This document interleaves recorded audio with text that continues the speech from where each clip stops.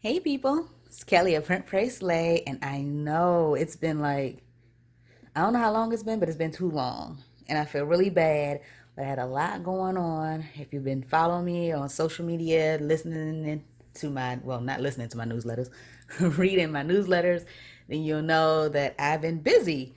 Um, First thing I wanted to do was to say that I really appreciate how, everybody has checked on me and said, what happened, what's going on with the videos. I really appreciate that. It makes me feel like y'all really miss me. Y'all care. So I really, really appreciate that. I know that a lot of attention from me has been given to Patreon. I started a Patreon page, and so I have patrons that I am really, really sewing into, and so I'm busy, communicating with them, doing Zooms with them, and creating freebies for them, planning giveaways and everything like that. So I've been busy. So I've been busy on that end. Then I've been trying to get everything ahead for the shop. I like to be ahead of the game. Sometimes I slip off, but for the most part, I've been, ahead of everything. And the next thing would be just life, like anybody else.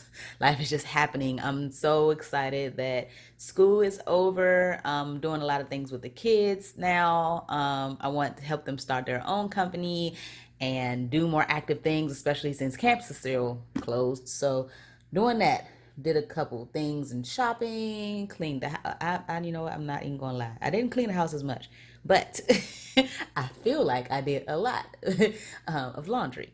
But that's the things that have been going on. But I wanted to come on here to show you some of what I've been doing. Then I'm going to do a fussy cut with some really special kits geared towards the Black Lives Matter movement, that a lot of shops and a lot of people the world is participating in. As you can see, my chocolate skin, that I am African American, and this movement means a ton. It means a lot to me, and I'm just so excited for the change that I'm seeing in our community, in the world, and I can't wait to see what God is really, really doing through everybody becoming more aware of the conditions and the things that African Americans are going through. I'm really excited about that. So first, I want to share. I think I'm gonna split this video up. So I am going to fussy cut the kit. I'm going to share some entries that I've been doing in my Bible, because that didn't just stop because I stopped recording them.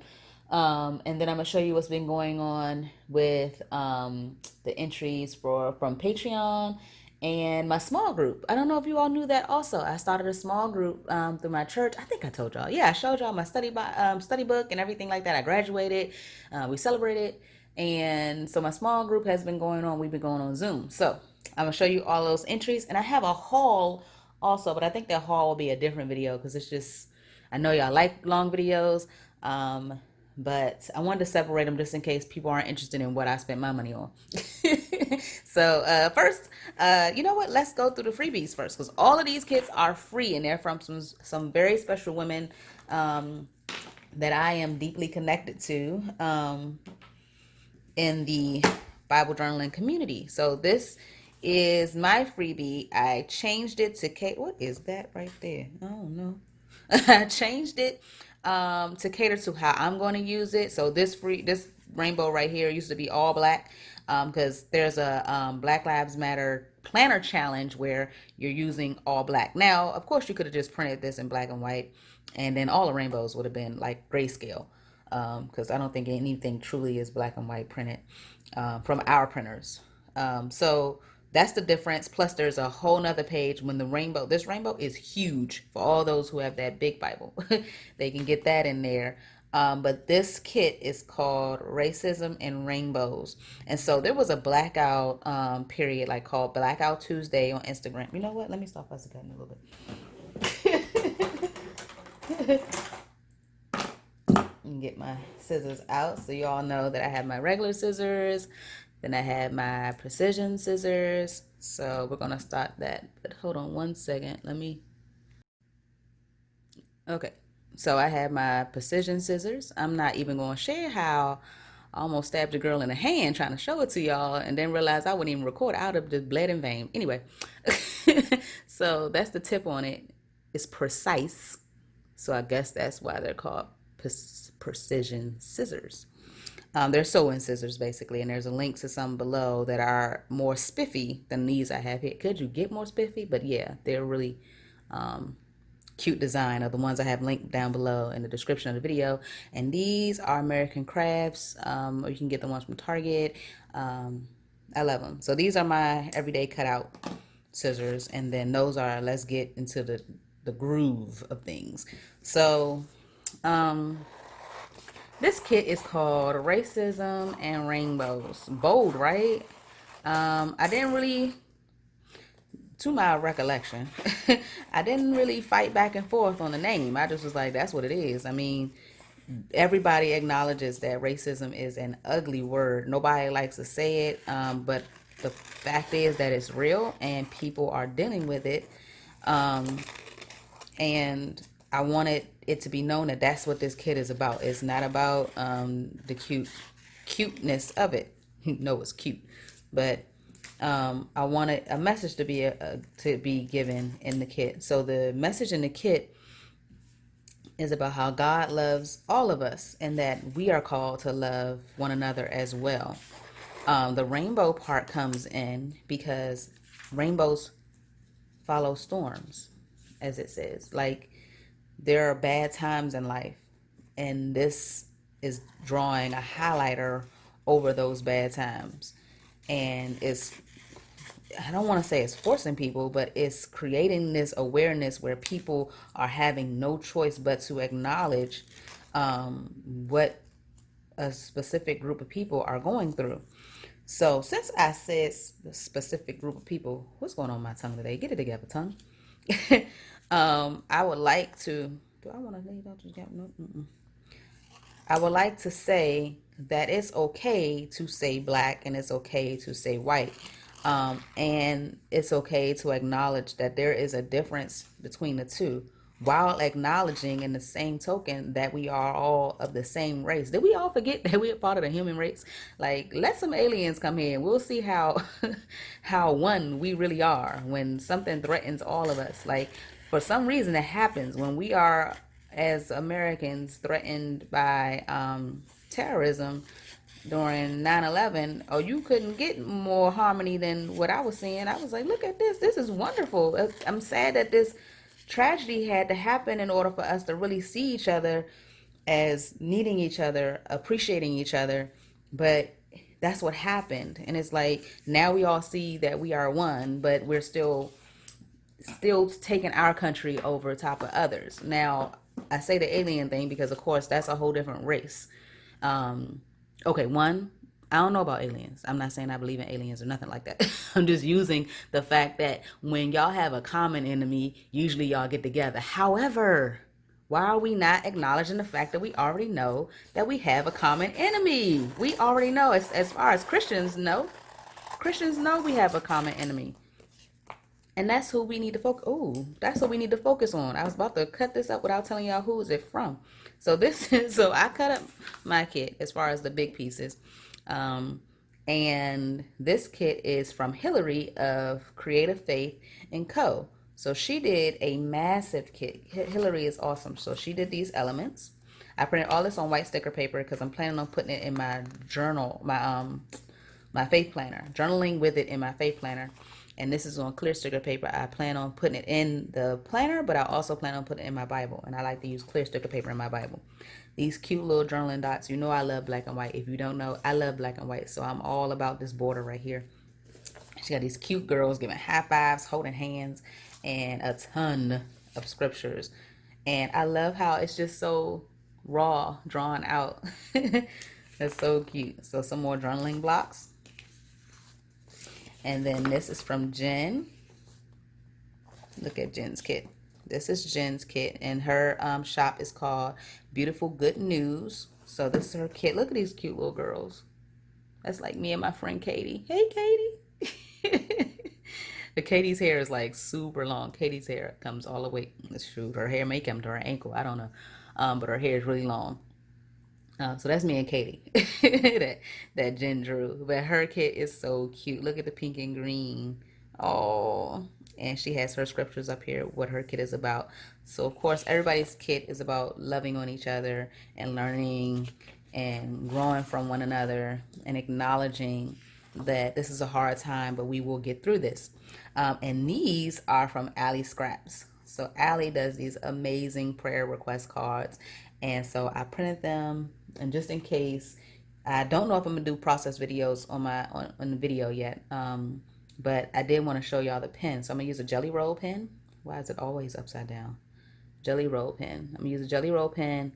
um, I'm thinking gold to write on the brown, and maybe white to white on the black and white. I don't know how the gold is going to show on the black. And then of course black ink for this one, or maybe brown. I don't know, but I wanted to show you that you can use a jelly pen to write on the darker cards. That was the whole point of me going through that whole spiel. So let me get back to cutting out everything. So I printed all those on white sticker paper. These are on cardstock because I like to use them as tip-ins. So I'm really excited about it. And she made her journaling cards to fit my kit. Isn't that amazing? Oh, Allie is so sweet. So I'm gonna continue to cut everything up. So yeah, common enemy, the devil. Let's just put him out there. We all have somebody that we all dislike, and it's the same person. So we all need to acknowledge who the enemy really is and defeat that person. It shouldn't be each other. And I'm hoping that this movement draws attention to that there is some ugliness that people need to deal with that's inside of them, and just love on each other. God calls us to love on each other. Like, if you don't do anything else, believe and love. That's what you need to do. And it's been some tough time. Like, I've had some real hard conversations with a lot of people where you are expressing, well, where I am expressing where the hurt and the pain and the anger comes from people, and they're not getting it. And it's very frustrating as the hurt party to have another party not really understand where you're coming from. And it's really not until either they have that same pain, or at that point you pray that God opens their eyes, not to having your pain, but for them to have empathy and to understand where you are coming from. It's not our jobs to beat somebody over the head with the word of God or make them believe, or all of that. We are supposed to love on them, and God does the hard part of changing hearts. That's something that we play our role and show them love, and then they can be transformed by God. I think that it's really sad to see how closed-minded some people are. Some people are not that way on purpose, of course. Like, when I hear all lives matter after someone says Black Lives Matter, a lot of it is out of ignorance. And I know that ignorance is a harsh word to hear when someone is describing you, but it's just merely you're not really coming from a place of really understanding and knowing something. So, taking the time, you will understand. So when somebody says that, I take that as an opportunity to really teach them something. Now, their heart and their mind has to be open to hearing it. But basically, when someone is saying Black Lives Matter, it is not negating the fact that everyone else's life matters. I don't know how else anyone can really explain all of that, other than for you to just accept it. I know it sounds bad. It sounds like somebody is excluding you. Like, how could you exclude me? But let me say it to you this way. So I've had the best of people understanding me when I am explaining this by explaining that, yes. So first you have to acknowledge the fact that saying all lives matter is correct. However, it is not at this time that it needs to be said. For example, if your spouse says, "Do you love me?" you do not respond and say, "I love all people." They want to know in that moment, do you love me? I am talking about me specifically right now. I am the one that needs to know that you love me right now. I understand that you love all people. I understand that you love our kids. But you saying I love you does not take away from the fact that you love our kids. Okay, you didn't get that one. Let's go to the next one. Okay, so Sermon on the Mount, Jesus, blessed are the poor. You are not going to stand up and say, no, Jesus, blessed are all people. Yes, wise one, we know that. Blessed are all people. All people can be blessed. All people have been blessed at some point in time. However, right now, I'm specifically talking about the poor because that is the portion of our community that is in need. So that is what that means. You can go a little bit further and you can say you can talk about when God left the 99 to go after the one. That one is in this situation considered black people. Black people have gone through a lot in this country, and the country does not acknowledge a lot of the hurt and pain that this particular community has gone through. For example, I'm not actively searching, but I did watch the Netflix documentary about Don't Mess with Cats. Do you know they did not show them cats on there being tormented? You know why? Because it's inhumane and you don't want to see it. Although I can go on YouTube right now and see a video of Tamir Rice being gunned down.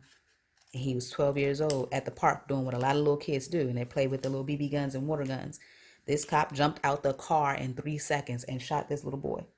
You can see it right now. You can take this YouTube video off and turn that YouTube video on.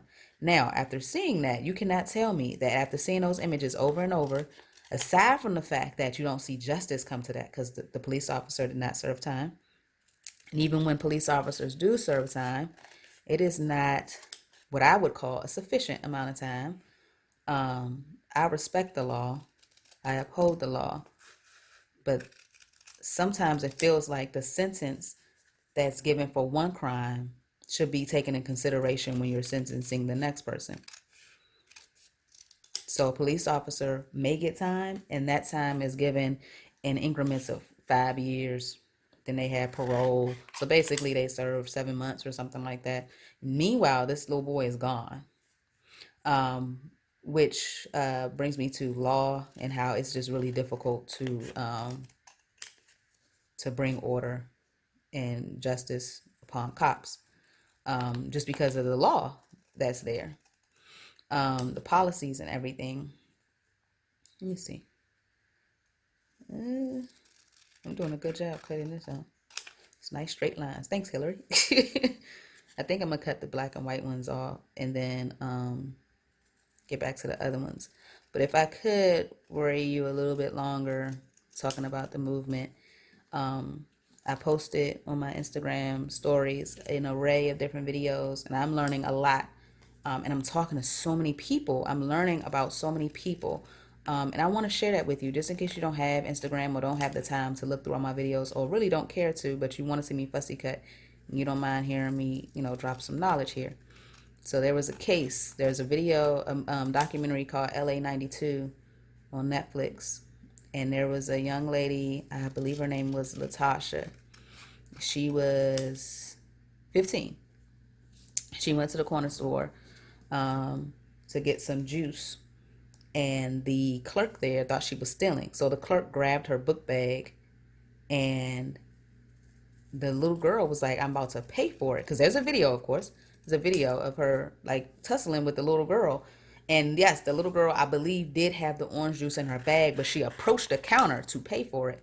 I guess it was like I didn't want to, drink it right then and there. I'm gonna put it in my bag. I'm gonna walk up here and I'm gonna pay for it. So it wasn't like she caught her midway of putting it in her bag or walking out the store. The girl stopped at the counter to buy the juice, and the clerk grabbed her book bag. I guess because she didn't know what else maybe she put in there. I don't know, but either way, I'm a mom and I've worked in stores. You're not to grab anybody. But it didn't stop there. After the little girl got her book bag back, after she pretty much beat the little girl started to walk away and she shot the little girl in the back of the head, thus killing the 15-year-old child. So she walked over to her and noticed that the $2 was in her hands. So you killed her over $2. Now, there's a lot going on. I don't know adrenaline. I've never shot anybody in my life. I have shot a gun. I don't care for that action. It makes me super nervous. But I know that sometimes stuff is happening super fast. So after realizing that, she did call the police, I believe, and she was arrested. So the judge was a Caucasian woman, fairly young for a judge, and she didn't give the lady time at all. No time served. And this was her rationale, was because the lady wasn't a threat to society. This was just some fluke accident. She didn't mean to kill her. However, I understand that, because if I accidentally hit somebody with my car, I definitely didn't mean it. However, I also understand that there are some laws there and a life is lost, and it's just, yeah. But when you see the video, you can understand that it was done in hate. Like, she's walking away. So what's the point? Did I do? Where's Jen? Oh, I already cut Jen's kit. Look at me on a roll. So the judge gave her no time. However, that same judge, a few moments ago, gave another guy 30 days in jail for harming a dog. So when that happens, it speaks to the community that you value the life of that dog over the value of that child that passed away, that child that was murdered. Whether it be on accident because you were just in a rush of the moment, or intentionally, their life is gone and nobody paid any consequence to it. And so the community was outraged and they started protesting. That protesting led to riots and looting, and LA pretty much almost burned down. Another contribution to that is what we all know of Rodney King's police brutality, where I think a good 8 guys was beating on him, and it was video. So all of it was the thing is, these things are on video. This isn't hearsay or anything like that. So it's just an outrage of the fact that injustice is being given, and basically justice is not being served, where a community is feeling like they're forgotten and they're not appreciated and that their lives are not mattering. So that's where it comes from. All lives cannot matter until all lives really do matter. And you can't say that all lives matter if the law is showing you otherwise. It's cases upon cases. And so there's documentaries that I've been recommending. 13th on Netflix, and When They See Us, which is a really hard thing to watch. But I mean, if you can, if people have been living through the situation, surely you can watch it so that you can have a better understanding. There is no such thing as I totally get it. I don't need to watch anything else. There's always something to learn, someone to talk to, someone to reach out to. I recently learned about Central Park and how it was an affluent black community and it was taken away and turned into Central Park. So when African Americans do pull themselves up by their bootstraps and try to make something of themselves, it was taken. The same thing happened in Tulsa, but it happened with a lot more gruesome crime. A whole bunch of black people were killed by a white mob, which is very, very sad. And they were called the Black Wall Street. The community was full of doctors and lawyers and a whole bunch of entrepreneurs, and they were doing really well. And it's just sad to see that, you know, what you've been told and taught in the news is that African Americans don't try hard enough, or they're not smart enough, or they're not, you know, really trying to be a part of the society. And then you hear that they've been trying, but they've had a lot of setbacks, like redlining, which basically tells you that you can't live in a good neighborhood, not getting loans. It's a whole bunch. So racism, yes, we understand that when it's person to person, can happen in various ways. I believe that racism can occur between any two groups of people that have a difference of race. Honestly, it can happen to somebody who is of their same race, and they're just racist to their own race. Anybody showing discrimination based on race can experience or show racism. However, there is this thing called systemic racism, where a system is in place that keeps a particular race down, and that is what a lot of African Americans are dealing with, and one that everybody is talking about. Um, that one is the one that people want you to acknowledge as well. I think it's clear that somebody can acknowledge the fact that a boy was lynched like 3 days ago from today. That is considered a hate crime of racism. But it's sometimes people don't take the time to understand that Black communities have higher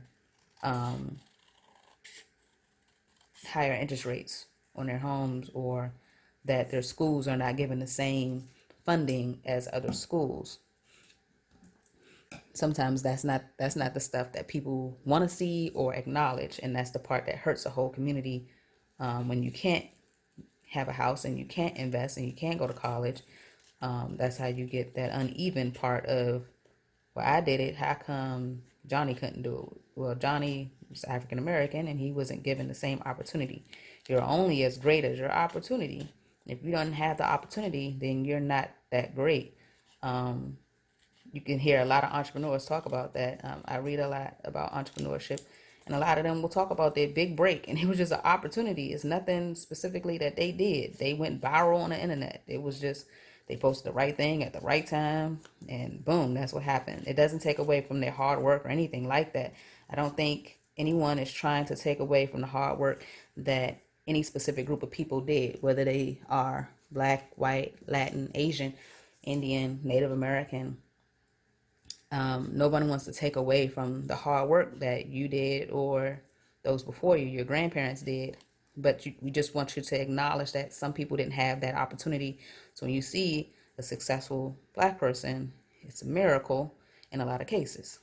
I wanted to talk about the minority myth, and because I posted about that as well, which a lot of people sit there and they compare African Americans to other minorities. It's like, oh, well, you see, Asians got it together. How come y'all can't do it like them? Indians got it together. How come you can't do it like them? So we can explain something about that. So there was a time in America where they were only letting people come into the country if they were already successful. Like you already had your degree, you already was a doctor, you are an engineer by trade previously, you were basically invited to the United States. That is what happened with a lot of immigrants. Talk to some of these people and ask them about, well, how did your grandparent come from Ireland? Or how did your grandfather come from China? And they will tell you, oh, they came and they were a student and this, that, and the other. And then you talk to an African American and you ask them, how did their parent get here? First of all, that information is sealed and we don't even know where we are. My kids have sickle cell disease and they are doing very well. And the doctor said, your kids are doing so well, we have to know where they are from. The only other people that we've seen do this well and from having sickle cell have been from Ghana. Is your family from Ghana? I said, my family's from New Orleans. And he's like, no, no, no, no, no. I mean, like your heritage. I said, sir, I'm African American. We don't have that kind of information given to us. The furthest I can go back is New Orleans. And the phone was just quiet. And so I gracefully gave him a way out so that he doesn't feel awkward, because that wasn't his experience. He's Asian, so he knew where his family was from. He knows their customs, their language, their heritage, how they go about celebrating different holidays and everything. That's not something that we have, many of us. Some people try to hold on to it and have been able to pass down some things, but for the most part, no. So when you see a successful minority, You can't necessarily compare them to an African American because they had still a privilege coming here, considering that they were of the greats selected to be able to come into this country. I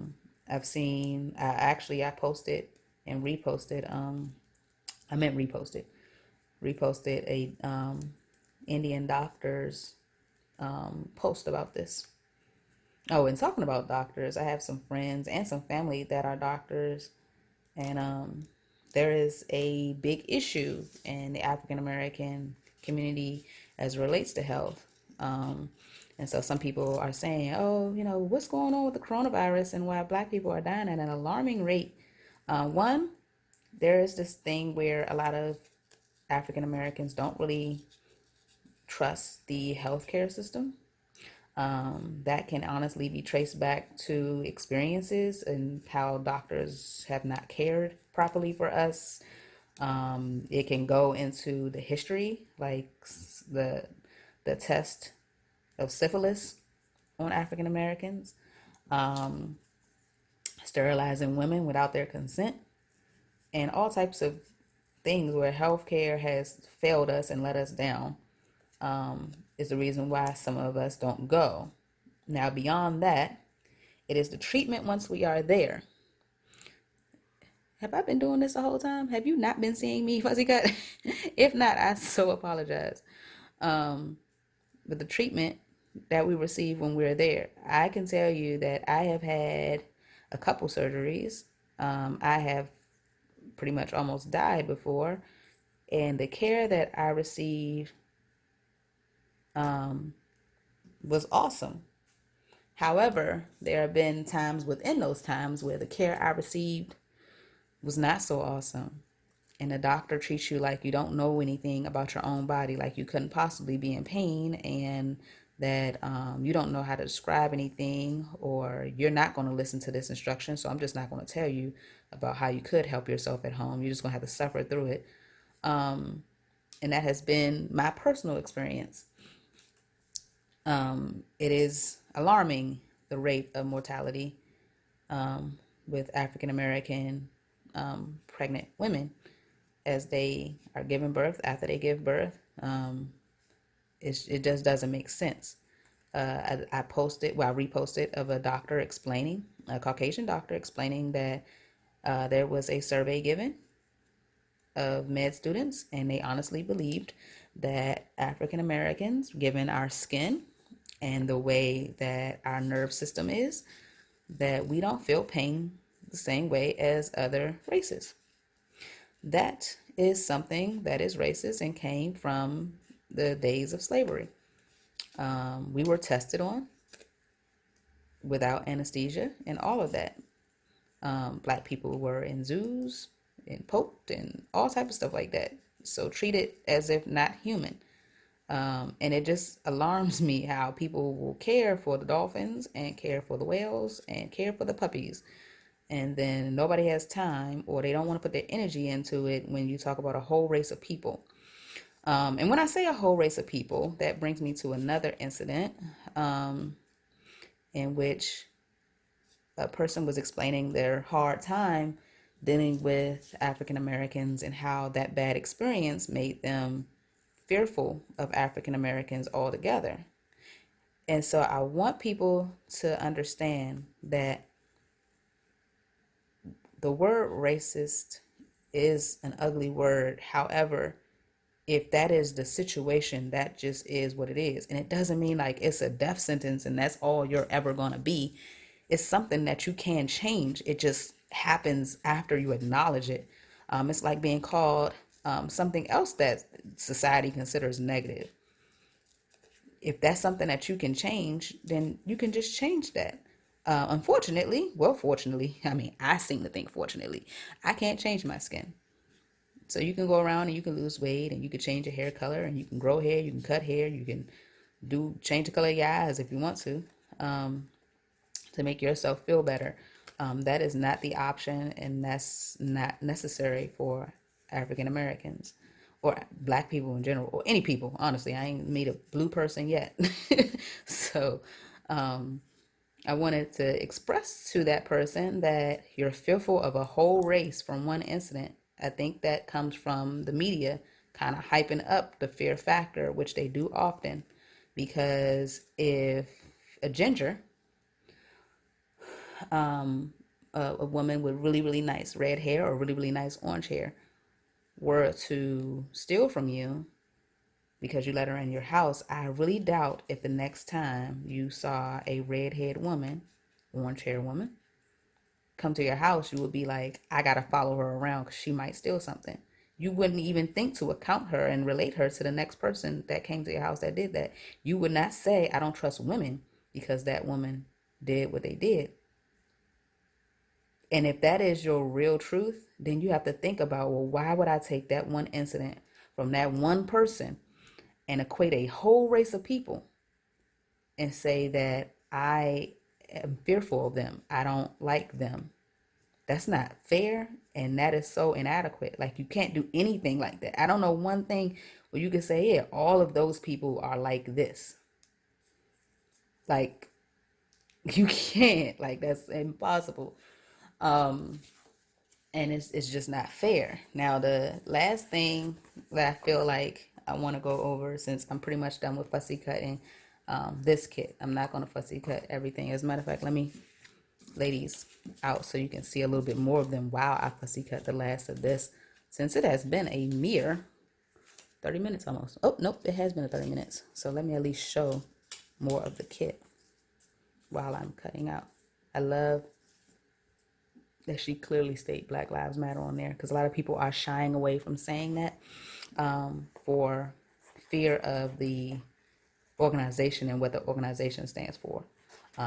I did look it up. I understand that Christian values do differ, and I respect that Christian values do differ.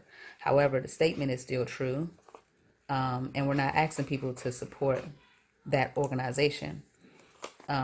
That organization, honestly, based on the standards of it, sounds like what America stands for, which is the freedom to choose and to be who you are, and nobody has the right to treat you any kind of way based on what you select, as long as how you select to live your life doesn't harm anybody else.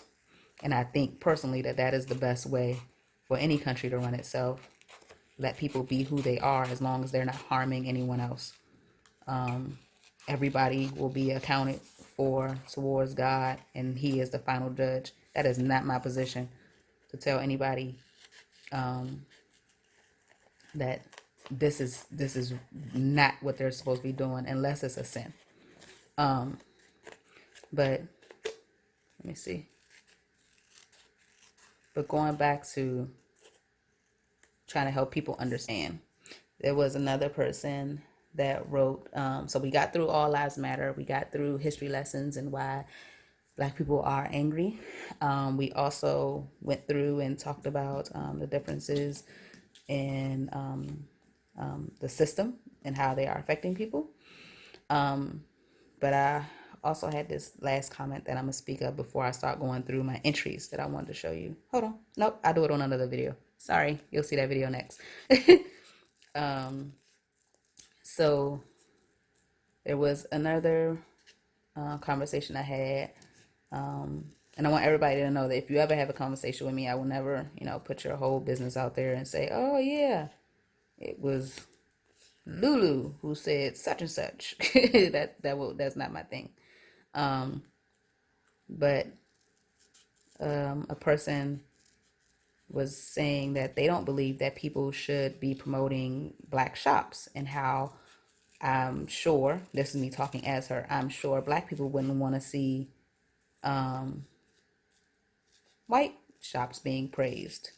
And I said, I shop at shops that I know are owned by Caucasians. White people own it. And I don't have a problem with that. I said, and if that particular group of people were going through something, and this was the way that I could support them, I would continue to shop there and tell my friends about shopping there, because I think they're awesome. I said, that's exactly the thing that's happening. People are expressing that they want to love on Black entrepreneurs and black shops and black companies or companies that support respecting the lives of African Americans. That's fine. I said, but I believe in relating everything to people where they are, which is, oh, you know what? I got another story. So I'm going to continue to cut. I just thought about it. But so the way I related it to that person was that if women had a movement, which we have, and it was a day to share about women products and women-owned businesses, which people hashtag that all the time.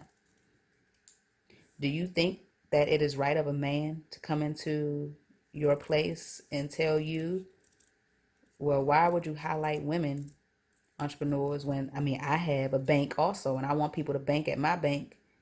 I think that's a problem. And I think when I related it to women and took a race out of it, that person got it. That person understood. It's something about relating race that makes a lot of people uncomfortable. I don't think it makes the people dealing with the problem uncomfortable, but the people that are having heart checks, it makes them uncomfortable when you have the race factor in there. So sometimes when you take the race part out of the conversation, knowing that we're still talking about race, but it makes the person a little bit open to seeing exactly what they're talking about. So if this was a women's movement and we're sitting here and we're talking about loving on women and respecting women and giving women equal rights, and I posted about a whole bunch of women's shops, I think people would be like, this is awesome. I didn't know that, I had a woman firefighter in my area. I didn't know that there was a woman-owned bakery in this area. And you would applaud her and you would support her shop. You would support her bakery and everything like that. I would hope. You wouldn't go and say, I believe that men need to be highlighted today as well. It's just one day. Can we have one day? But on a flip side of, well, I guess the same side of sharing something and trying to take race out of it, I had a discussion with a gentleman about Amy Cooper. I believe her name is Amy Cooper. She was the woman at I believe it was Central Park, but a park, where a African American man told her that she had to leash her dog. And she decided that that wasn't what she wanted to do. He explained it. It's the law. You need to leash your dog. You're not going to like what I'm going to do if you don't leash your dog, which I believe he meant as in calling the police. I doubt if he was going to do anything to the dog because he's a bird watcher. I'm saying that to say that I believe he respects animals. So he's there bird watching and her dog is running around. So he's like, hey, leash your dog. And she says that I'm going to call the police on you. And I'm going to tell the police that a black man is trying to harm me. So one of my male friends posted that. He took that very serious and he said that could have been me in the park and a woman could have said that. And so the man, another guy commented and was like, yeah, it's a shame. If they would have left the dog parks open, none of this would have happened. And I just felt the need to say something. And that's a part of what it means when people say, what can I do? What can I do? You can say something. You see when somebody is saying something wrong or then they didn't get it. You see that they're doing that. And so when you see that, you have to, I don't know if I've been cutting out of frame this whole time, you guys. If so, I apologize. Hopefully you're listening to my voice. But when you see something wrong, you have to speak up. That is like the first step to let's get this right. What can I do? You can speak up when you see your neighbor or your husband or your sister, or acknowledge when yourself says something wrong, your children, whomever. So I saw that he said something wrong. Like, that's not what this is about. So I said, hey, of all the things that happened in that incident, it's really not about the dog or having a dog park. I said, she threatened his life. And he was like, what do you mean? She just said she was going to call the police. No, she said she's going to call the police as a white woman and tell them that a black man is threatening her life. And she's lying. When they show up, they're going to see this black man and they're going to threaten his life. And so he still did not get it. So again, I felt the need to take race out of the situation because it's a blocker at times. It's the real situation, but it's a blocker for some folk. And it's just such an ugly topic that they can't handle it. So take it out of the conversation if you can, and then bring it back in. So I said, hey, I'm a woman. If y'all don't know, I'm 4'11".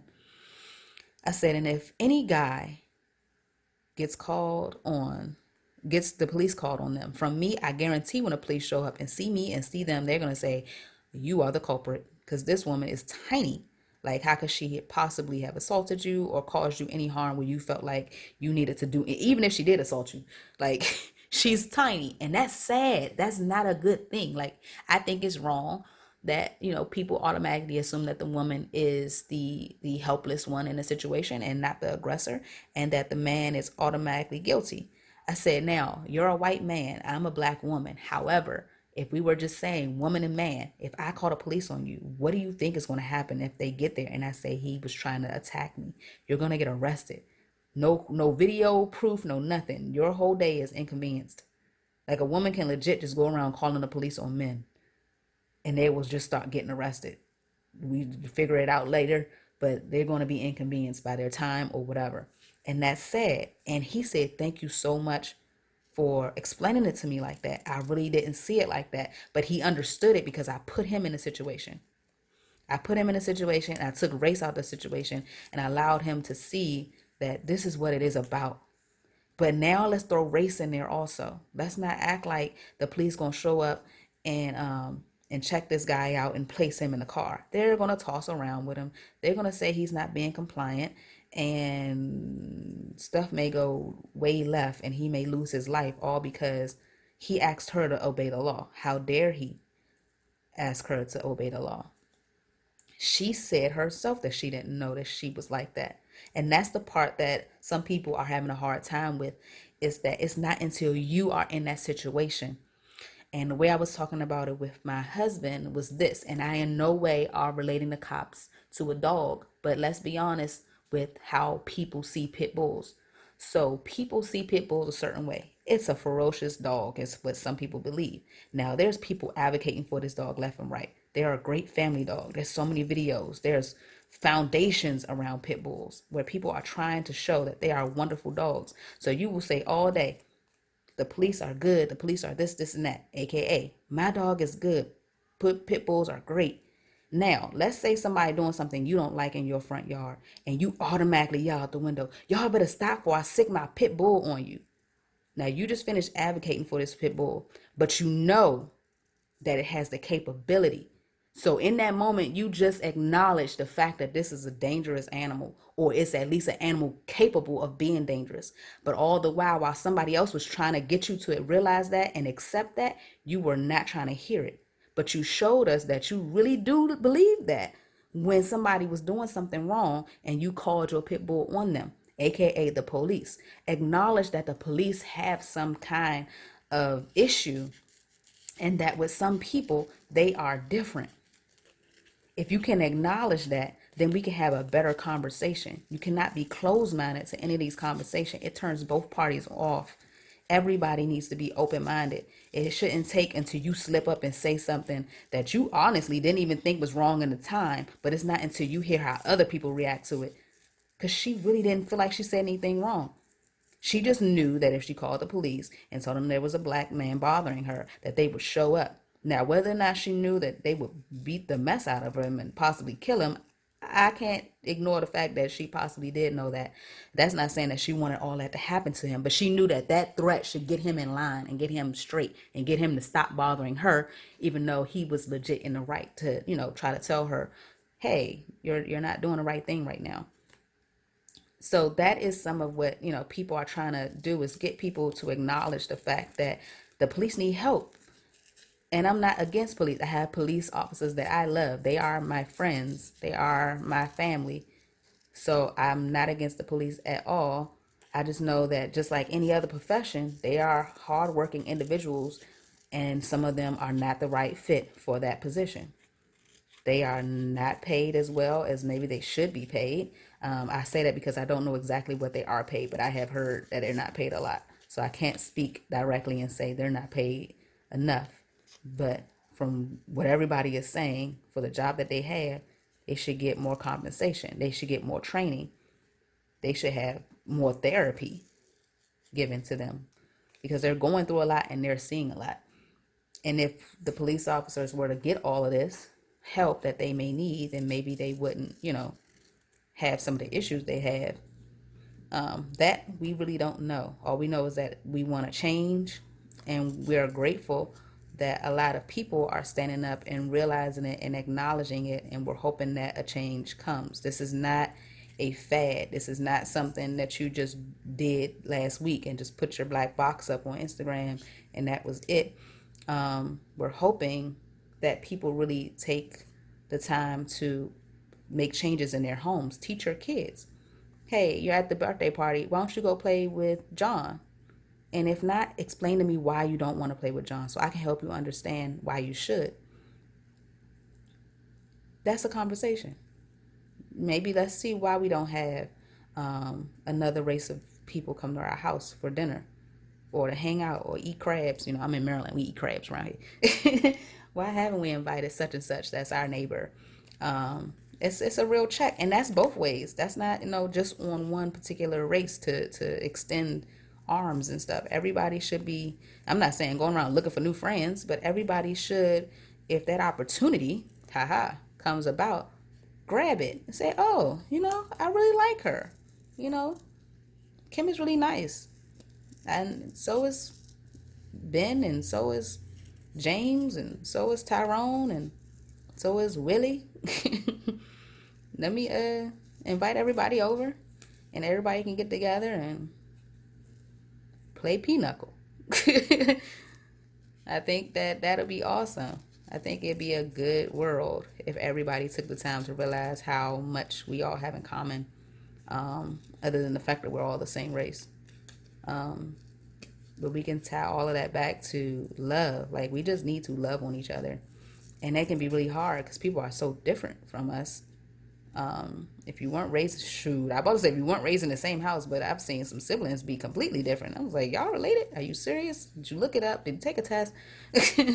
So if somebody isn't of the same culture, because some of this sometimes isn't about race, it's about class. You will see that some things go down in certain neighborhoods that don't happen in other neighborhoods. Certain class of people have a whole different set of issues. The pressure that's put on them to be great, or the opportunities that they don't have. It's a lot, people. My time on social media has been draining. It's been a lot. It's emotionally hurtful to see people say certain things to each other. Companies are like, just brands, not even like companies, just people are taking their post and making them without having the option to comment, because they don't want to hear none of that. Some people are afraid to speak up, and that bothers me personally, because I feel like if you have a brand and you have a voice, then you should be speaking up. And that's not just for anybody, but especially if you're sitting there and you have followers and people that respect what you have to say, and you're a child of God and you've been telling them about God's love all this time, and then when something goes wrong, you have nothing to say. You're just going to continue on with your, I definitely have been cutting out of frame. Sorry about that, you guys.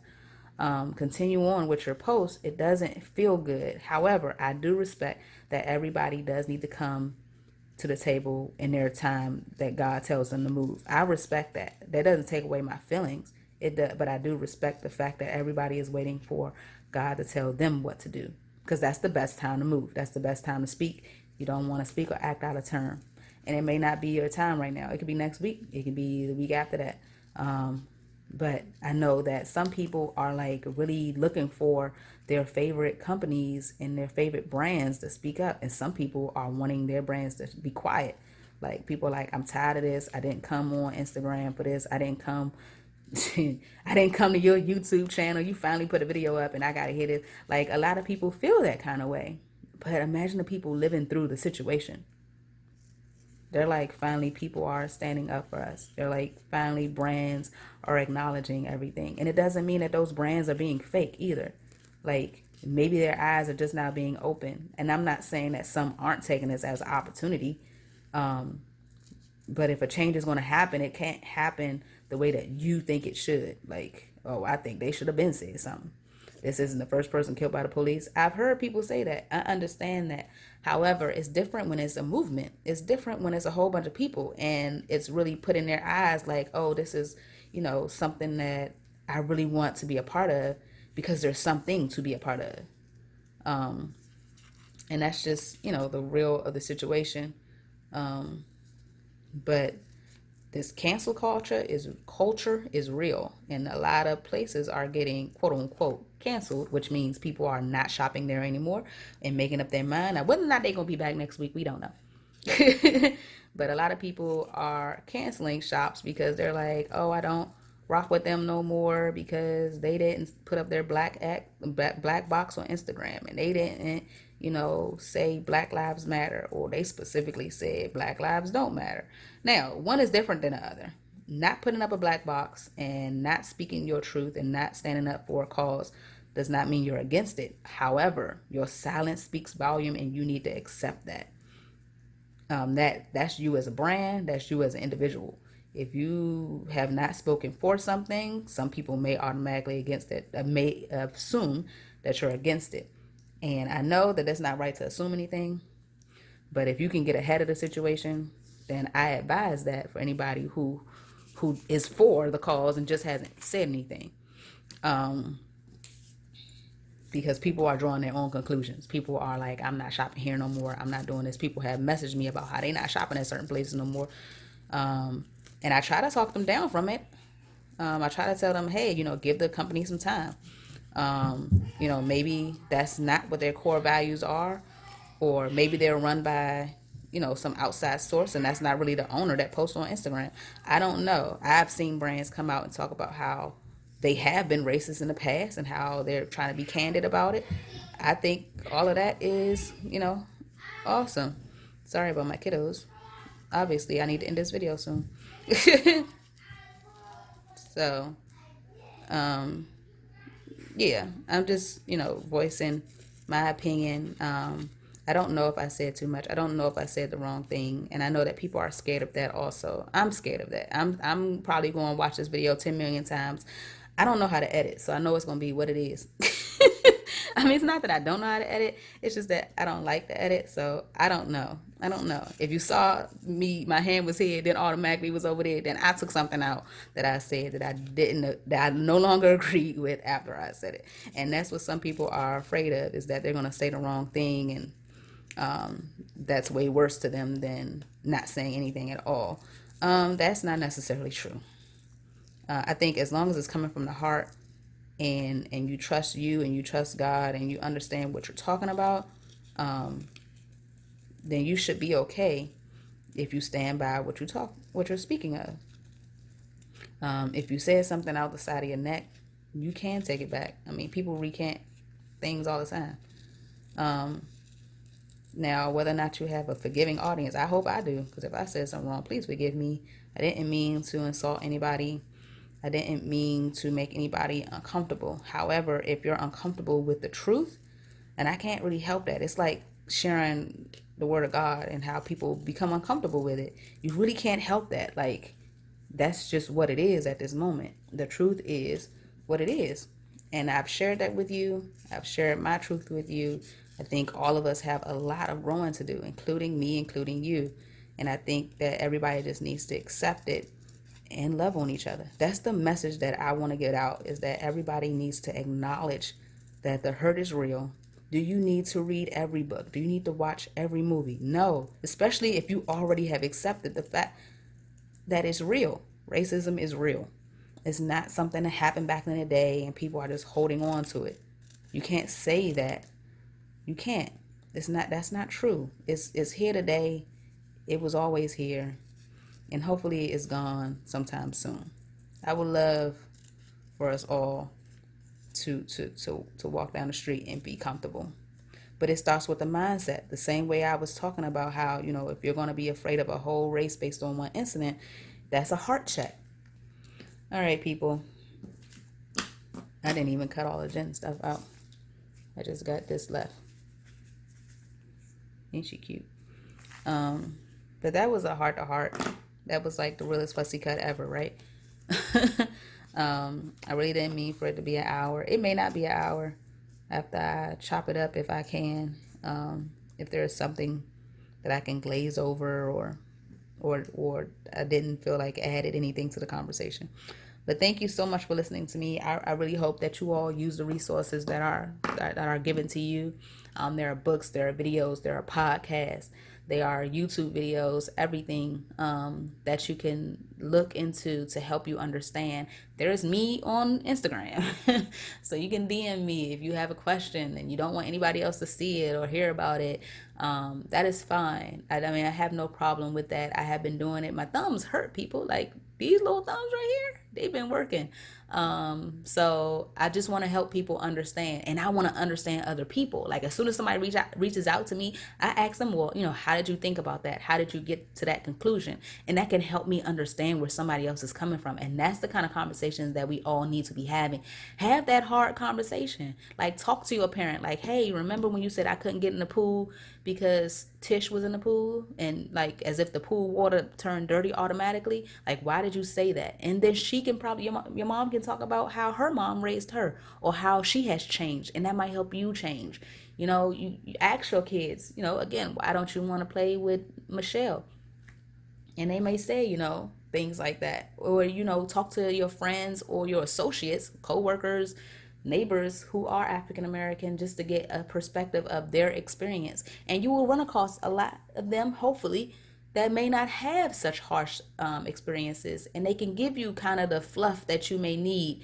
And I don't mean that to be insensitive, but some people don't need the hard core conversation initially. They need the, hey, I got stopped at traffic light and they gave me a ticket, and I know they wouldn't have gave it to me if I was white because of this, that, and the other. Or I didn't get the job because my name was different.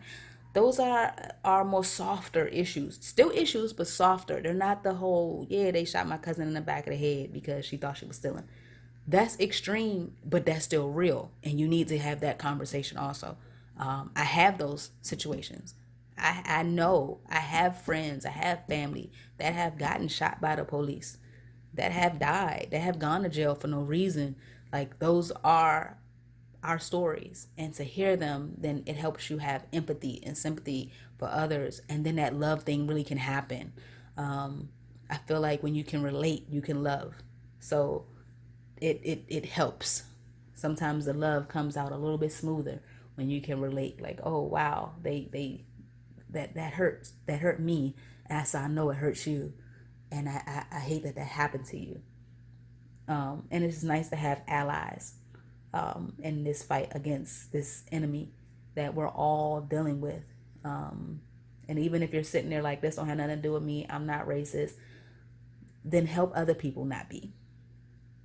And I'm glad that that's your story and that's your stance. Just help other people not be. Share with them what you think of when this happens, or how you change your thought and things like that. So yeah, now that we have reached past an hour, I'm gonna wrap this up. And I'm gonna come to you with a different video. Hopefully you see it soon, and I'll go over all the stuff that I said I was gonna go over after we had our fussy cut. So I hope you enjoyed me coming back. I'm hoping that I can get back a lot more now, but I am like sharing my time between a whole bunch of stuff. So if you want to know more about me on Patreon, the link is down below also. And there's another video over there where you get to see more than my hands. All right, talk to you later. Love you guys. Bye-bye.